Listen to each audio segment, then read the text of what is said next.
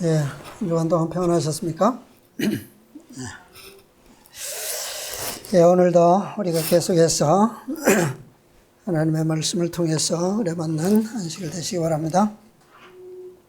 마태복음 6장, 오늘은 누가복음에 있는 말씀 먼저 보겠습니다. 누가복음 11장 4절에 있는 말씀입니다. 누가복음 11장 4절. 우리가 우리에게 죄 지은 모든 사람을 용서하오니 우리 죄도 사하여 주옵시고 우리를 시험에 들게 하지 마옵소서 하라. 아멘. 예. 자, 우리 마태복음 6장에는 이 기도의 말씀이 어떻게 되어 있습니까? 우리가 우리에게 죄 지은 자를 어떻게 한 것처럼 사하여 준 것 같이 우리 죄를 사하여 주옵시고 라고 되어 있죠. 예. 뭐 같은 말씀입니다. 모든 사람을 용서하오니 우리 죄도 사하여 주옵시고. 누가복음에는 그렇게 기록하셨어요. 자, 이 말씀에 대해서 흠정역에서는, 킹제임스 번역에서는 우리가 우리에게 빚진 자들을 용서하는 것 같이 우리의 빚을 용서하옵시고 그랬어요. 그래서 죄를 빚으로 원어에 보니까 이 빚지다라고 하는 그런 의미를 가지고 있었습니다. 그래서 우리가 우리에게 빚진 자들을 용서해 준 것처럼 우리의 빚도 용서해 주옵시고 그렇게 말씀하셨어요. 자, 우리가 하나님께 우리가 용서받는 것이 중요합니까? 아니면 우리가 형제의 허물을 용서하는 것이 중요합니까? 어느 게 중요해요? 형제의 허물을 용서했을 때 예. 예. 순서가 있을 뿐이지 똑같죠, 그죠? 예. 왜? 우리가 하나님께 용서받는 조건이 뭐예요? 우리가 우리에게 허물이 있는 형제를 뭐 하는 거예요? 용서하는 거예요. 그것이 하나로 이렇게 연결되어 있기 때문에 둘 다 사실은 중요하죠, 그죠? 자, 오늘 삼상본 천문단부터 먼저 보겠습니다. 삼상본 113페이지입니다.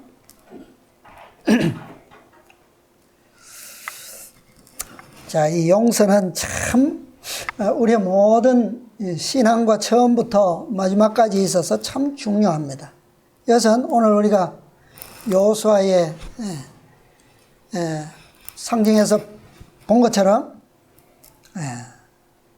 정말 더러운 옷을 벗기고 하나님께서 아름다운 옷을 입히리라 라고 하는 명령이 내리는 아주 중요한 단서가 바로 여기에 달려 있어요.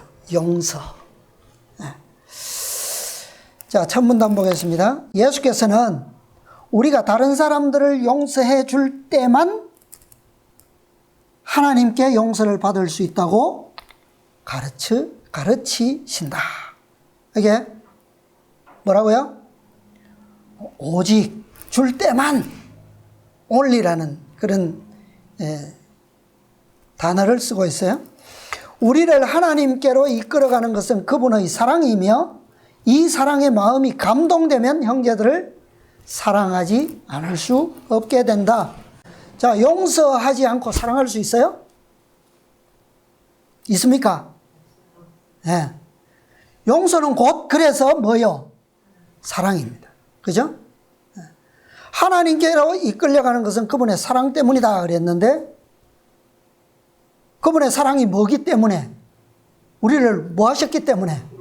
용서가 허락되었기 때문에 그죠? 우리가 끌리는 거예요. 자, 이것을 우리는 참 그냥 우리는 늘 주기도문을 그냥 너무나도 많이 하기 때문에 그냥 외우는 기도로 끝나서는 안 되겠어요. 아주 중요한 겁니다. 자, 우리가 형제를 용서해야 하는 이유가 단지 우리가 용서받기 때문입니까? 받기 위해서입니까? 그 목적 때문이에요? 뭐예요, 그럼? 왜 우리는 형제를 용서해야 할까요? 뭐라고 그랬어요? 방금 읽은 말씀이. 이 사랑에 감동되면 형제들을 뭐 하지 않을 수 없다고요? 사랑하지 않을 수 없다. 궁극적인 목적은 뭡니까? 하나님께서 우리를 먼저 뭐 하셨기 때문에, 사랑하셨기 때문에 우리가 그분을 사랑하는 것은 누구를 사랑하는 것이에요? 형제를. 그죠? 그래서 사랑하기 위해서 우리는 형제를 먼저 뭐 해야 됩니까? 용서해야 돼요. 기독교의 가장 가치 있는 덕목이 바로 이거죠. 용서하는 거예요. 용서. 근데 뭐 이 용서는 기독교에서만 가르치는 게 아니잖아요. 그죠? 다른 종교에서도 세상에서도 용서를 아주 귀중한 그런 덕목으로 가치 있게 가르칩니다. 근데 기독교가 가르치는 용서와 세상이나 타 종교가 가르치는 용서의 차원은 레벨이 달라요. 차원이 달라요. 그래서 이 성경적 용서는 위대한 겁니다. 이 세상적인 용서는 우리가 따지고 보면 사실은 뭘까요? 우리가 그것을 철학적으로 뭐 좀 진짜 종교심으로 깊이 우리가 들어가면 또 나름대로의 의미를 찾겠지만 일반적으로 세상이 얘기하는 용서는 그냥 나 편하자고 하는 거예요. 나 편하자고. 그죠? 네. 내가 용서하지 않으면 내가 뭐 하기 때문에, 불편하기 때문에, 그래. 뭐, 용서해서 넘줘? 내가 좋은 거야, 그냥. 그래서 하는 용서가 많아요. 자, 어떤 사람이 나한테 잘못했을 때 마음들이 어떻게 돼요? 크고 작은 상처들을 입게 되죠. 그죠? 상처들을 입어요. 그러나 그 상처를 치유할 수 있는 방법은 뭐밖에 없어요? 용서하는 것밖에 없어요. 용서하는 것밖에. 자, 그 잘못한 사람이 내게 와서 용서를 구하든지 구하지 않든지 간에 어쨌든 간에 용서하는 사람은 뭐예요? 마음의 짐을 내려놓을 수가 있어요. 상처가 조금이라도 치유될 수 있다는 말입니다. 그러나 사람들은 흔히 생각하기를 저 사람이 잘못했기 때문에 반드시 저 사람이 나한테 와서 용서를 구하지 않으면 나는 결코 용서할 수가 없다라고 말한다면 그는 평생 동안 뭘 지고 살아야 합니까? 그 마음의 상처를 지고 살아야 돼요. 치유될 수가 없다는 말이죠. 그 용서의 대상이 누구든지 간에 비록 부모이든 자녀이든 또 형제든 이웃이든 생판 모르는 누구라 할지라도 내가 용서해야 할 입장에 있다면 자신을 위해서 무조건 용서는 필요하다는 거예요. 그가 와서 구하든 구하지 않든. 자, 세상적으로 이렇게 가르친다면 이것이 이런 용서가 뭐 나쁜 건 아니잖아요. 잘못된 것도 아니잖아요. 그죠? 좋은 거예요. 유익하단 말이에요. 그러나 우리는 하나님의 백성으로서 그리스도인으로서 가져야 할, 베풀어야 할 용서는 이러한 용서를 넘어서야 된다는 거예요. 나만 좋자고 하는 용서가 되어서는 안 된다는 겁니다.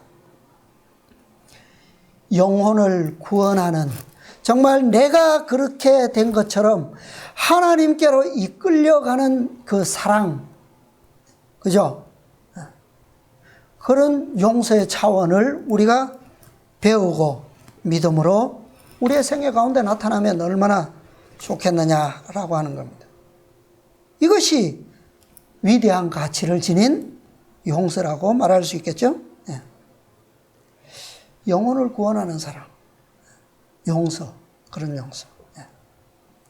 뭐 그렇게 한다고 해서 다 내가 용서를 베푼 사람 다 구원 얻는 것은 아니겠지만, 그렇다 할지라도 최소한 누구는요, 나는 뭐예요?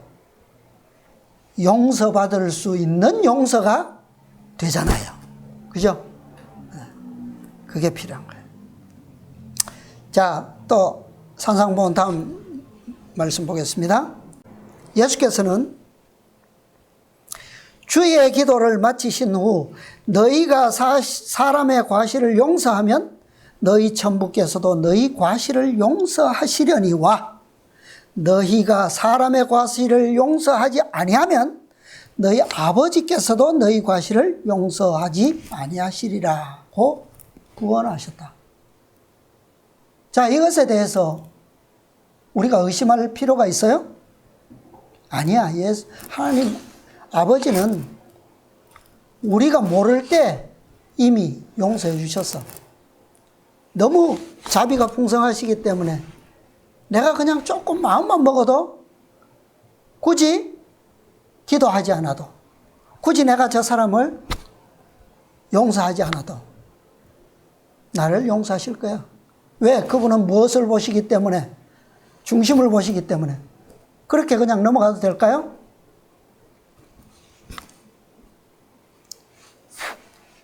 예수님께서 분명히 말씀하셨어요. 조건을 거셨어요. 여기에. 용서하지 않는 자는 하나님께로부터 자비를 받을 수 있는 유일한 통로를 끊어버리게 된다. 자, 이것이 뭐예요? 내가 용서받을 수 있는, 하나님의 사랑에 감동될 수 있고 그분의 사랑에 이끌릴 수 있는 유일한 뭐라고요?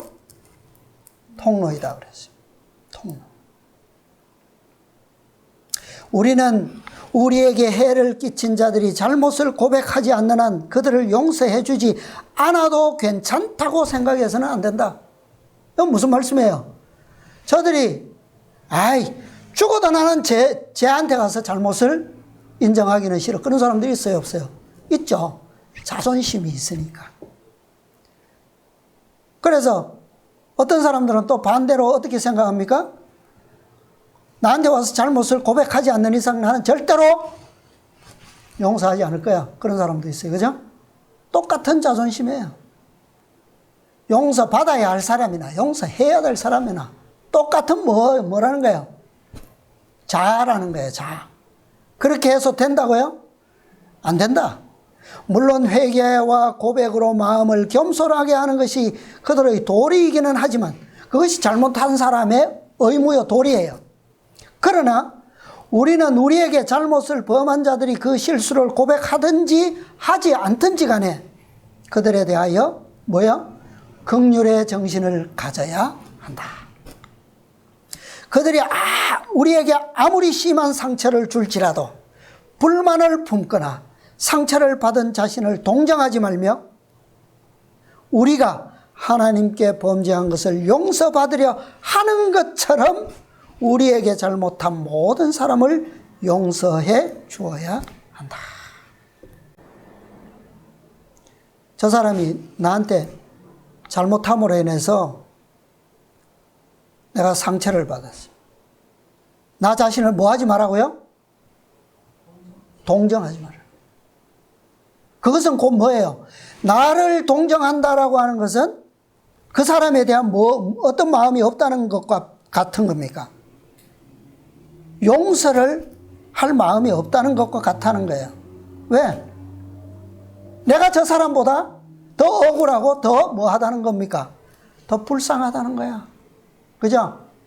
네. 자, 왜 우리는 이렇게까지 상대방이 와서 고백하지 않고 용서를 구하지 않음에도 불구하고 이렇게까지 용서할 필요가 있을까요? 우리는 늘 모일 때마다, 기도할 때마다 무엇을 입에 달고 있습니까? 은혜라고 하는 것을 달고 있어요. 그죠? 은혜. 하나님의 은혜, 아버지의 은혜, 그리스도의 은혜, 예수님의 은혜. 은혜가 뭐라고요? 은혜란 사랑을 받을 가치가 없고 잃어버린 바 된 사람에게 사랑을 뭐 하는 것? 베푸는 것이다. 그것이 은혜다라고. 너무 잘 알죠? 그런데 자신들이 하나님께 받은 은혜는 감사하면서 유독 다른 사람에게 은혜를 베풀어야 할 때는 우리의 마음에 좀 인색한 마음이 들 때가 사실은 있어요, 없어요? 많아요. 받는 거는 무조건 좋아, 무조건 감사야. 그런데 그걸 베풀려고 하니까 그냥 구원에 대한 복음은 이론적으로 이렇게 설명하고 베풀 수 있겠는데 진심으로 하나님께서 받은 것처럼 저 사람을 용서하고 자비를 베풀고 긍휼한 마음을 주고 동정을 베풀어서 뭔가 하기에는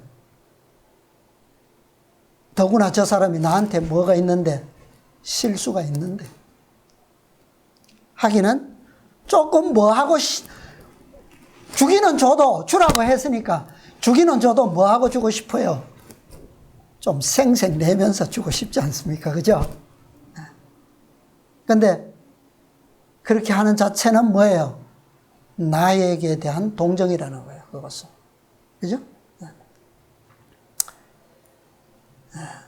형제를 용서하고 사랑하는 데는 우리가 받은 은혜와는 전혀 상관없는 것처럼 우리가 말하고 행동할 때가 있습니다. 이거 참 우리가 이제는 심각하게 조심하고 우리가 정말 기도로서 우리는 변화하는 그런 능력을 통해서 해야 할 때 주기도문은 매일 반복해서 기도하면서도 입으로만 기도할 때가 너무 많다는 거예요. 자, 우리는 흔히 가정이나 교회에서 주기도문을 자주 하잖아요. 근데 저는 그때마다 늘 좀 안타까운 게 있어요.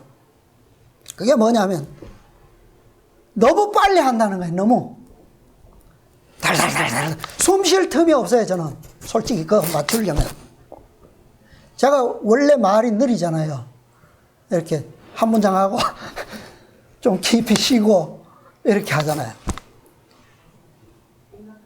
예. 네.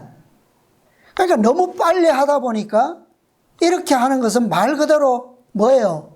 기도라기 하기보다는 그냥 외우는 거야. 외우는 거. 그죠? 너무 잘하니까. 그러니까 한 문장일 뿐이에요. 그것은. 뭐 다 그런 것은 아니겠지만 우리 인간이라면 기본적으로 우리 한계가 다 어느 정도는 다 한정 안에 있잖아요. 좀 빠른 사람은 빠르고 느린 사람은 좀 느릴 수도 있지만 그러나 인간의 한계는 다 거기서 거기야 사실은.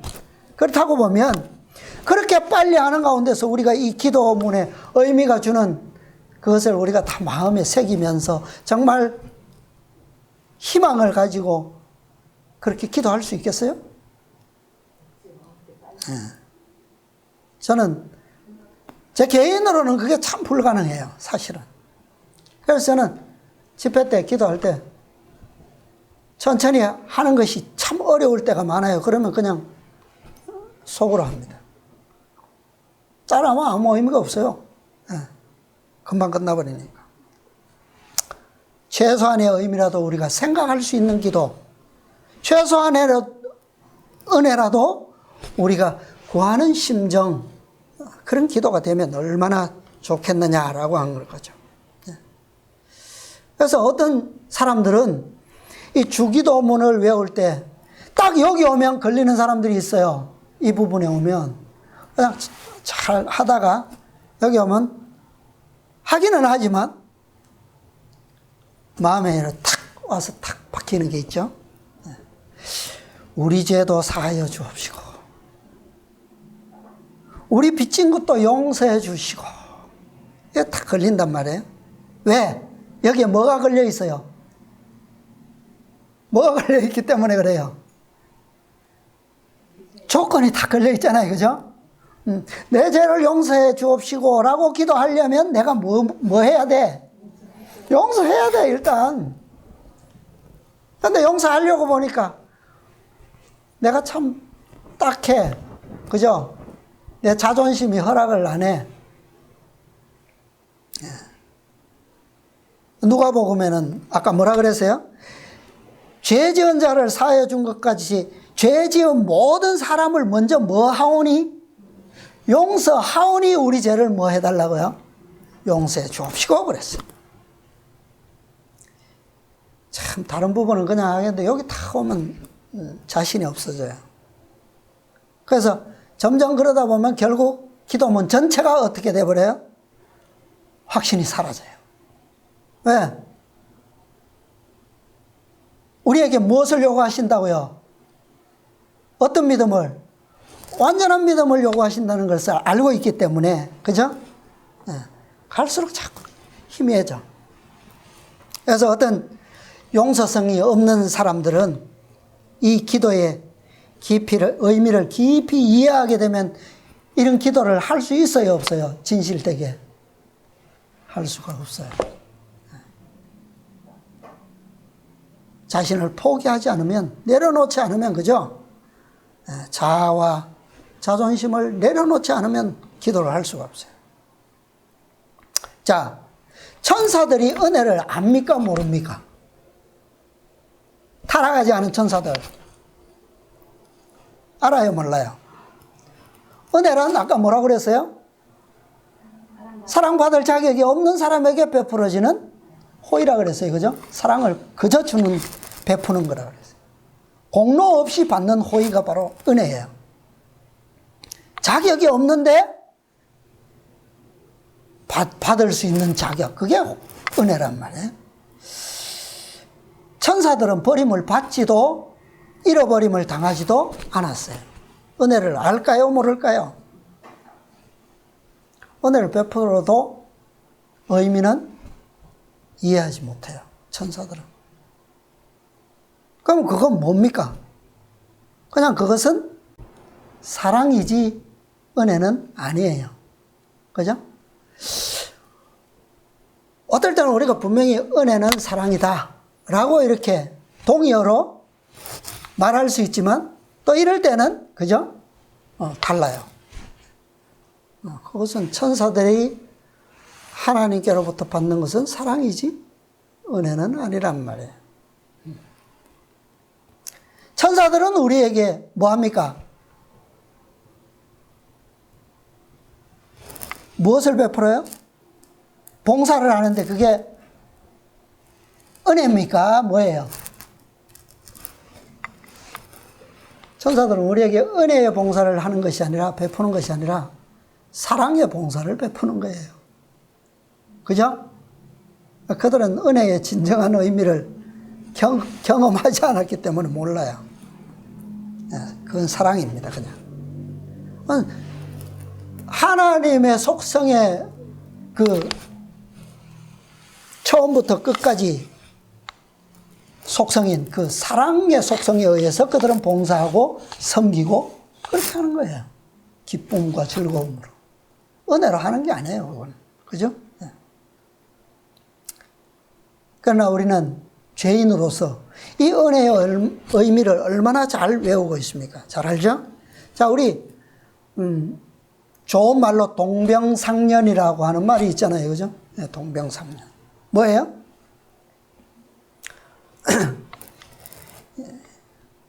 아픈 사람이 다른 사람의 아픔을 아는 것이잖아요, 그죠? 네. 경험으로 아는 거예요, 아는 거. 실제로 그 사람이, 저 사람이 앓는 그 고통을 내가 겪지 않으면 진실로 그를 동정하고 이해하는 것은 불가능한 거예요. 그죠? 그게 동병상련이에요. 그래서 이것을 할 줄 모르면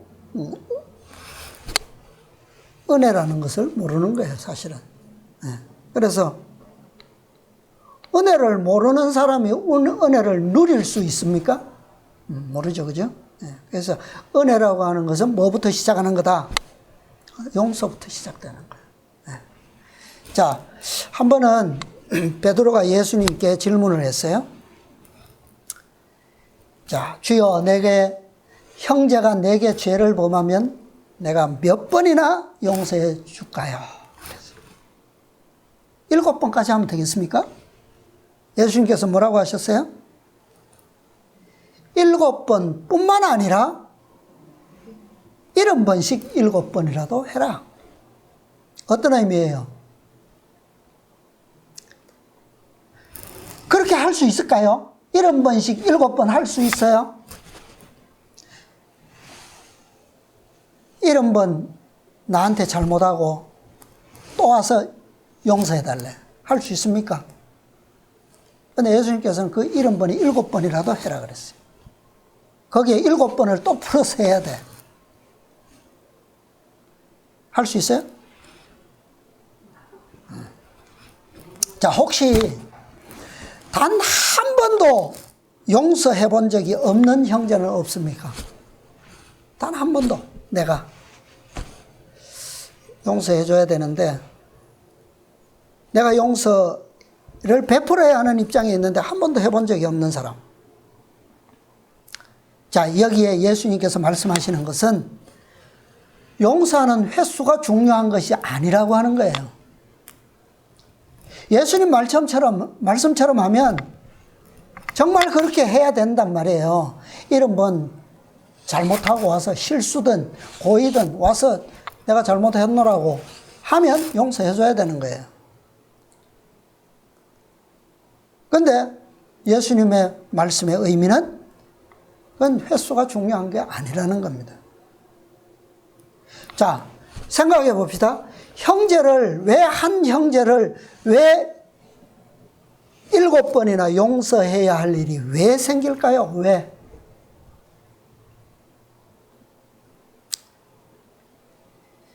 만일 우리가 용서해야 하는 입장에서 제대로 용서한다면, 완전하게 용서한다면 다시는 그를 용서할 일이 있을까요? 없을까요?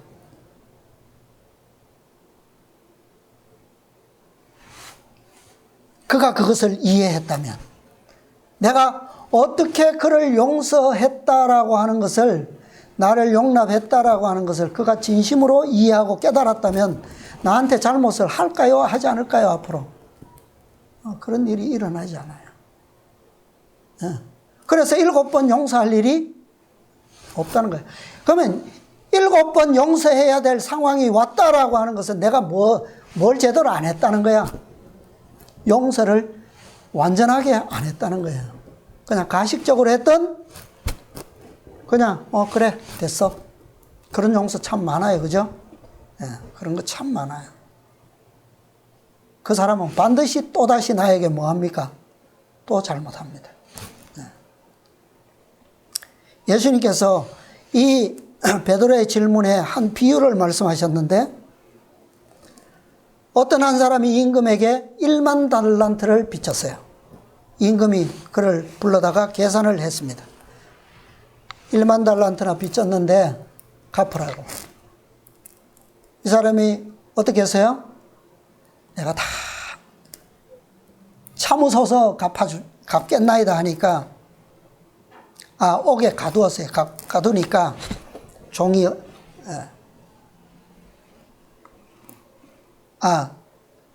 임금이 뭐라고 했냐면, 너와 처와 자식들과 모든 소유를 다 팔아서 갚아라.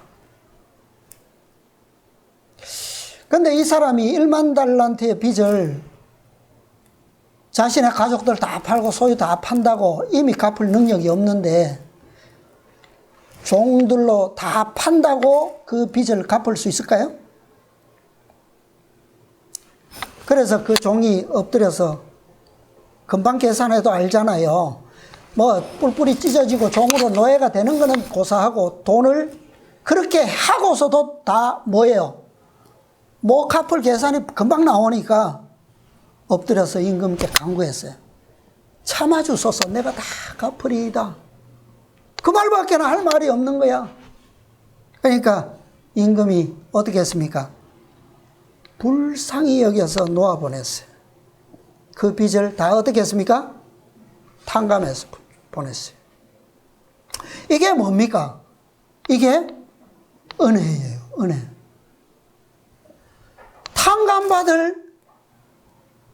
탕감할 능력이 없는 사람, 그죠? 갚을 능력이 없는 사람을 뭐 했어요? 탕감받을 이유가 없는 사람인데 탕감해 준 거야. 왜? 뭐 때문에? 불쌍해서. 그냥 불쌍해서. 이게 은혜예요. 근데 이 사람이 임금이 자기에게 탕감해 준 이 은혜의 선물을 잘 이해했습니까? 어땠습니까? 감사합니다 하고 잘 받아들였어요? 어떻게 했어요? 어때요? 그래서 임금이 그를 다시 데려다가 뭐라고 말씀했습니까? 내가 너를 모함처럼 불쌍히 여김같이 너도 내 동관을 불쌍히 여김이 뭐하지 아니하냐? 마땅치 아니하냐? 그리고 그 사람은 어떻게 했어요? 옥에 넣어서 빚을 다 갚도록 했어요. 임금이 베푼 그 은혜를 깨닫지 못한 사람의 운명이 바로 여기에 있는 거예요. 형제를 용서하기를 거절하는 것은 자신이 용서받을 희망을 포기하는 거예요. 그게 뭐라고 그랬어요, 아까? 그것이 자신이 용서받을 수 있는, 자비를 받을 수 있는 유일한 뭐라고요? 통로다 그랬어요. 하나님께서 이것만 요구하시는 거예요, 이것만.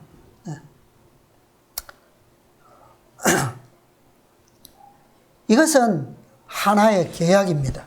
하나님께서 우리와 맺으신 계약이에요. 근데 얼마나 놀라운 계약입니까, 이게? 그죠?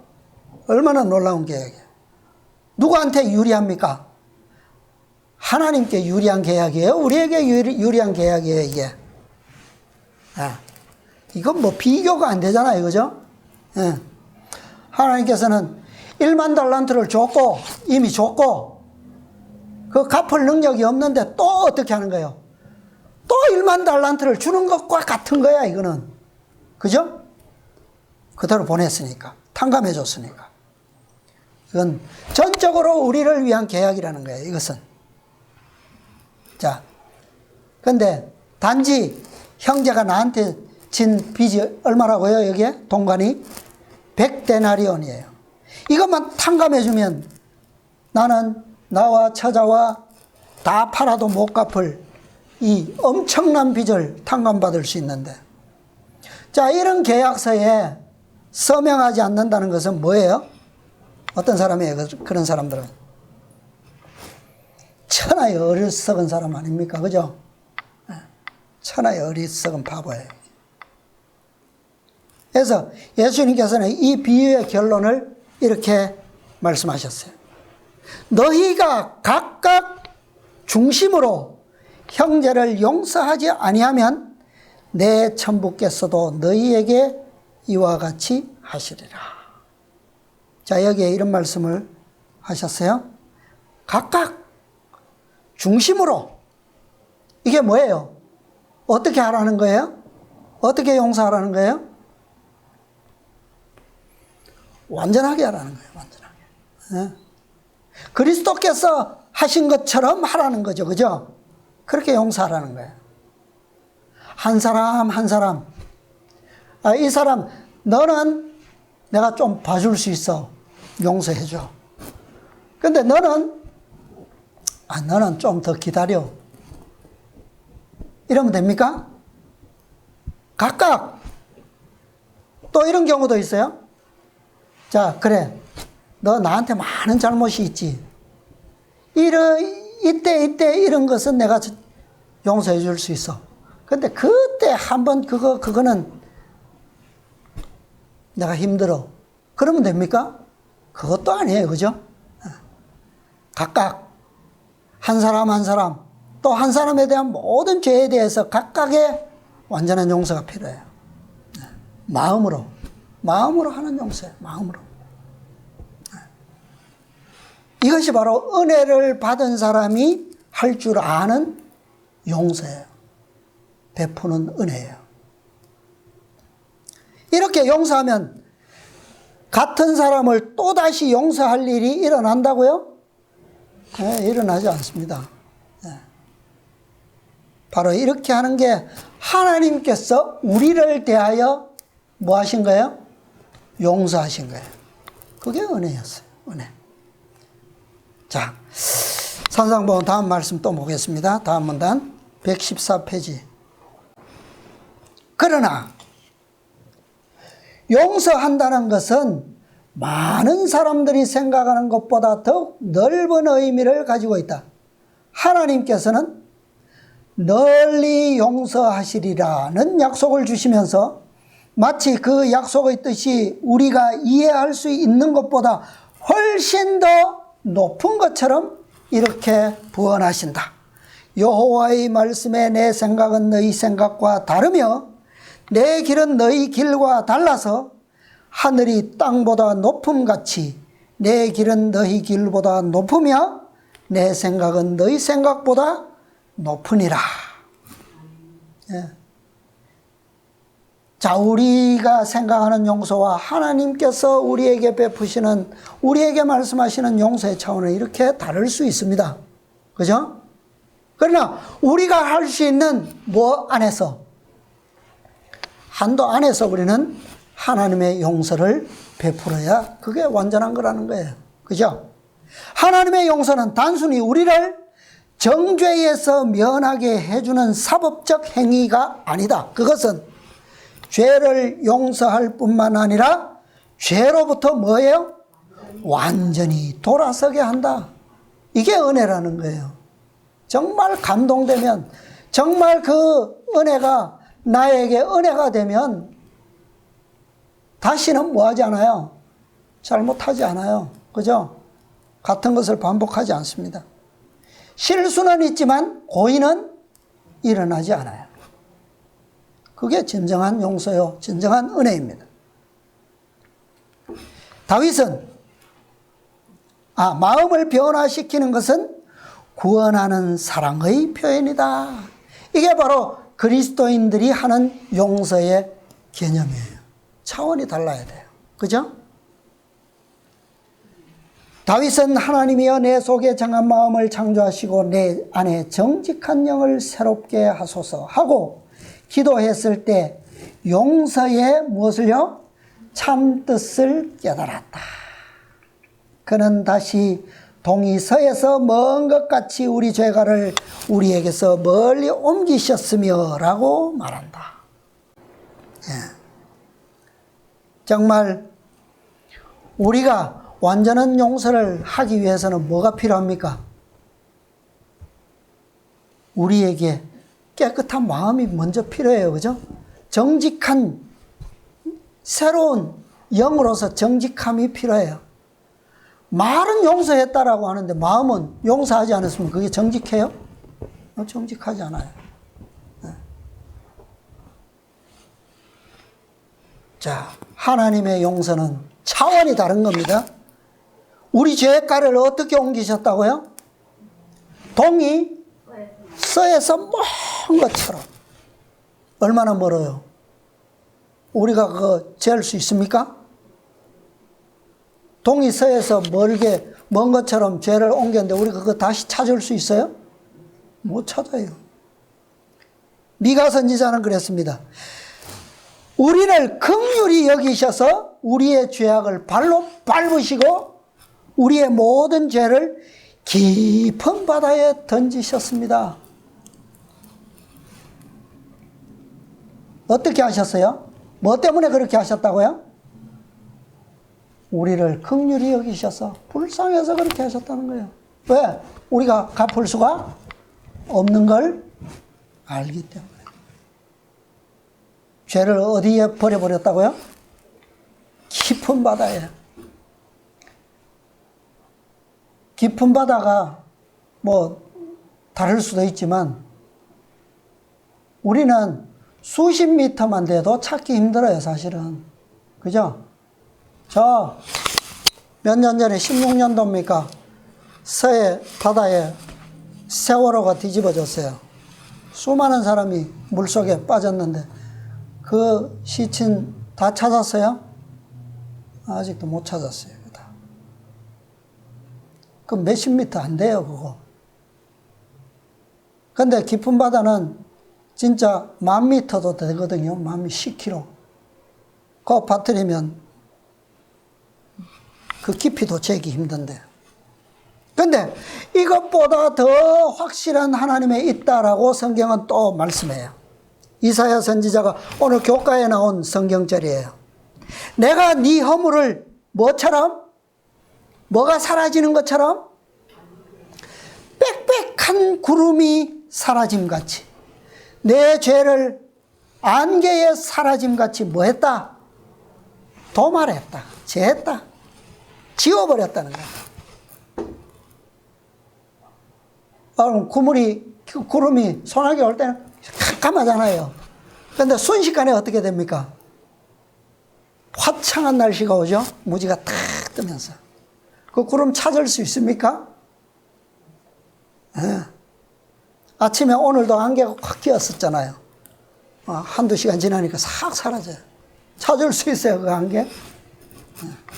하나님께서는 우리를 이렇게 용서하셨다는 거예요.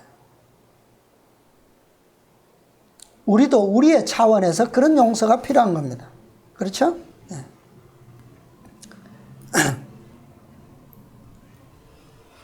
자, 하나님께서는 이렇게 용서하실 뿐만 아니라 우리에게 무엇을 주신다고요? 무엇을? 우리 늘 시대의 소망 762페이지 많이 보시잖아요? 외우시잖아요? 이렇게 용서하시고 의를 주실 뿐만 아니라 우리 속에 무엇까지도 주신다고요? 아까 새 옷으로 갈아입혀 주실 뿐만 아니라 머리에 뭐도 씌워주셔요? 정황관도 씌워주셔요. 정황관의 의미는 우리의 마음이 뭐 되는 거라고요?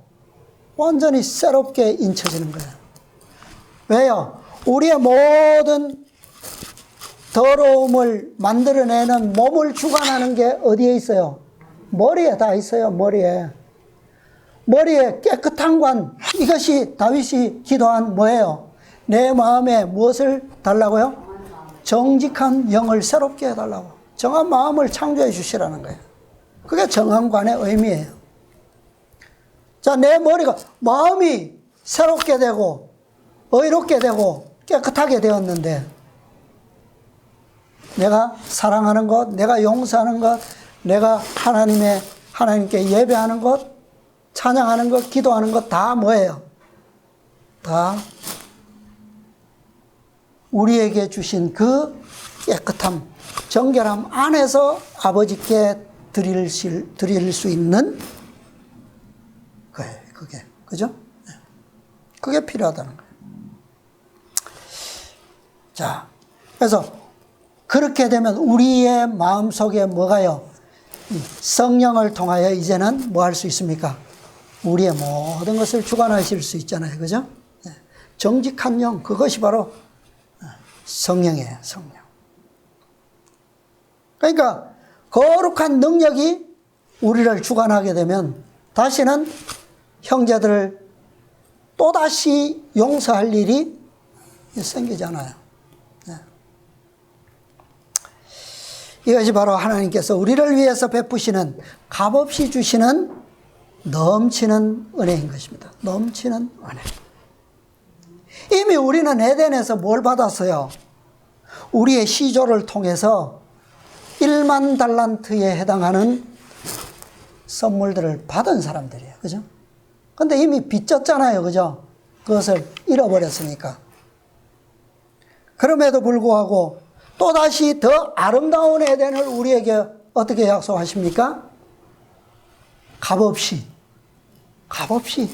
주시겠다고. 얼마나 완벽합니까? 그죠? 다시는 그것을 잃어버리지 않도록, 다시는 사단에게 팔아먹지 않도록, 사기당하지 않도록, 뭐까지요? 완벽한 자본, 완벽한 능력까지 우리에게 주셔서 에덴을 다시 주시겠다는 거예요. 이것이 하나님의 완전한 용서이고 그분의 넘치는 은혜입니다. 은혜. 자, 이제 또 말씀 좀 보겠습니다. 시간이 가지만 좀 더 보겠습니다. 하나님께서는 우리의 죄를 위하여 그리스도를 통해 당신 자신을 주셨다. 그분께서는 당신의 사랑을 우리에게 나타내고 우리를 당신께로 이끌기 위하여 십자가의 참혹한 죽음을 당하시고 우리를 대신하여 죄악의 짐을 담당하시고 의인으로서 불의한 자를 대신하셨다. 그래서 그분은 서로 인자하게 하며 또요 불쌍히 여기며 서로 용서하기를 하나님이 그리스도 안에서 너희를 용서하심과 같이 하라고 말씀하신다. 거룩한 생명이 되시는 그리스도께서 그대 안에 거하시며 그대를 통하여 소망 없는 자들에게 소망을 주고 죄로 병든 마음에 하늘의 평화를 가져다 줄 천국의 사랑을 나타내시게 하라. 우리가 하나님께 나아갈 때 처음부터 가져야 할 조건은 그분에게서 자비를 받고 그분의 은혜를 다른 사람들에게 나타내기 위해 자신을 뭐하는 것이다? 굴복시키는 것이다. 우리의 자존심 없애야 돼요. 우리의 자아, 그거 낮추지 않으면, 없애지 않으면 결코 하나님의 은혜를 받을 수도 그분의 은혜를 다른 사람에게 나누어 줄 수도 없어요. 왜?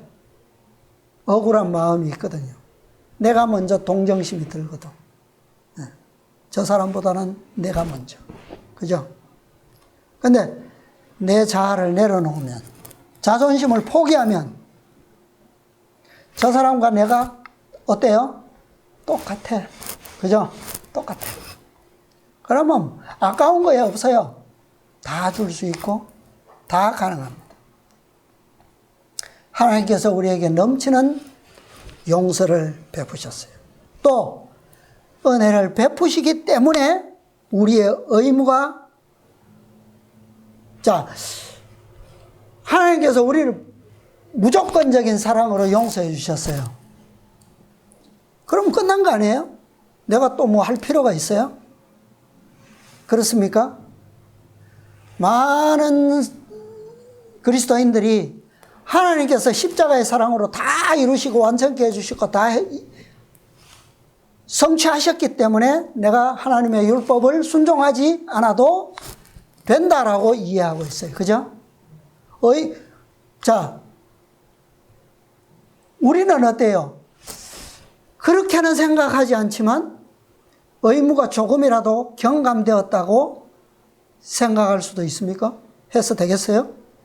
아니에요. 그죠?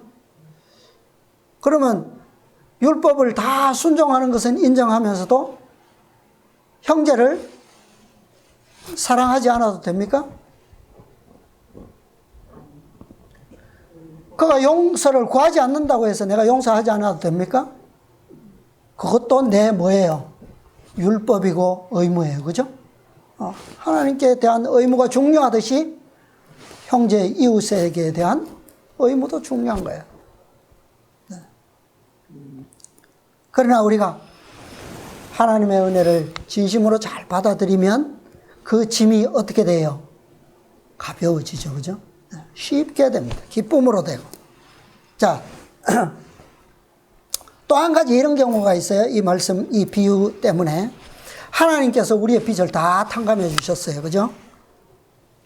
그러면 우리도 어떤 우리에게 빚진 형제의 빚을 무조건 의무적으로 다 탕감해 줘야 되는가라고 하는 거예요. 무조건적으로. 자, 이것은 우리가 조금 더 예수님의 교훈을 더 조금 생각할 필요가 있죠. 왜냐하면 용서의 의미를 우리가 잘못 적용해서는 안 되기 때문에 그래요. 잘못.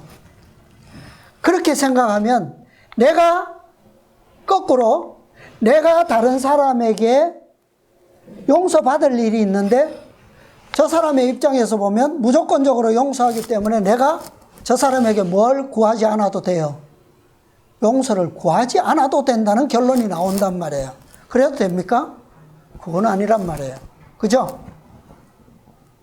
왜? 우리가 주기도문에서 아버지께 우리의 죄를 사하여 주옵시기로라고 기도함으로 우리도 뭐하기 때문에? 용서를 얻기 때문에. 그죠? 우리도 형제에게 대한 용서를 구하는 것이 의무예요. 그래서 이것이 두 가지 다 해. 그래서 그런 인상으로 우리가 용서해 줘서는 안 되지만 우리의 마음으로는 이미 뭐 되어 있어야 된다는 겁니까, 이건? 네. 이미 저 사람이 언젠가 나한테 용서를 구할지 모르겠지만 그러나 나는 이미 뭐 해야 된다고요? 용서가 되어야 된다는 거예요. 그것을 얘기하는 거죠. 네. 그래서 꼭 저 사람이 와서 나한테 빚을 다 갚기 전까지는 압제하거나 이 1만 달란트를 빚진 사람이 했던 것처럼 옥에 가두거나 폭력을 행사하거나 그렇게 하지 말라는 거예요. 그렇게 해서는 안 된다는 겁니다. 자, 나머지 두 문단 좀 길지만 읽고 마치겠습니다. 하나님의 용서의 사랑을 받아들이고 나누어 주기 위하여 우리가 필수적으로 해야 할 것 하나는 그분께서 우리에 대하여 가지신 사랑을 깨닫고 믿는 것이다. 예. 사단은 우리로 하여금 그 사랑을 분별하지 못하게 하고자 그가 할 수 있는 온갖 기만을 부리며 활동하고 있다.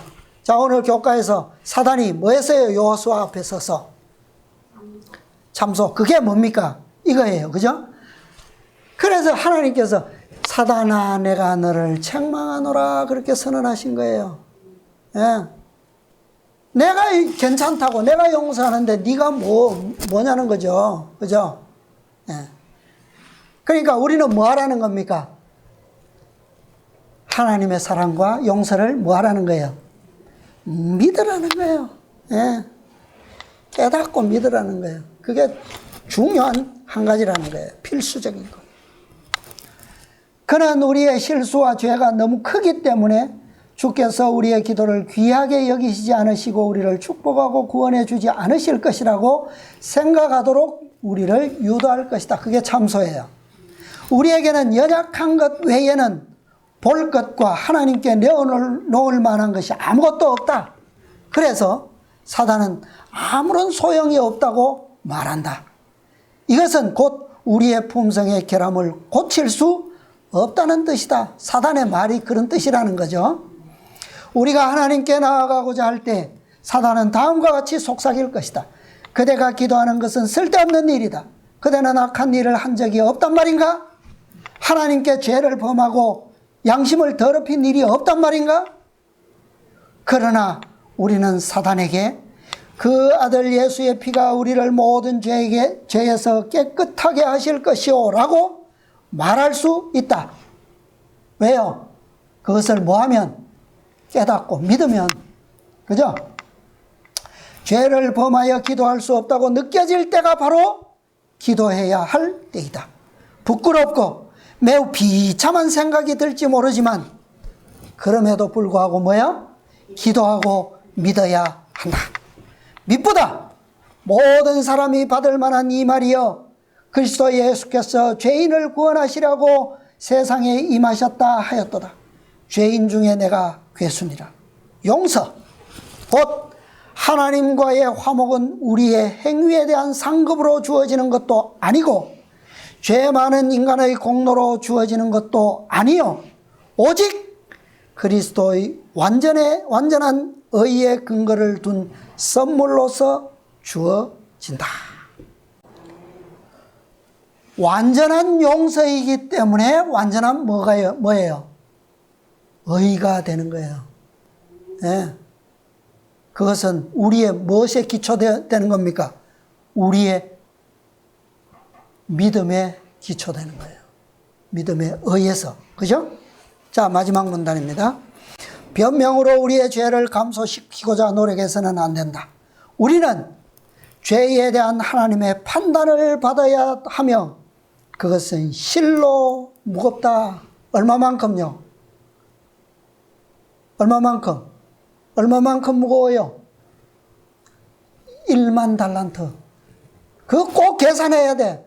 계산하지 않고 넘어가는 주인도 없고 임금도 없고 빚진 자도 없어요. 세상의 모든 사람은 계산해야 됩니다. 그죠? 그게 100데나리온이 됐든 1만 달란트가 됐든. 그런데 우리의 죄는 얼마나 무겁다고요?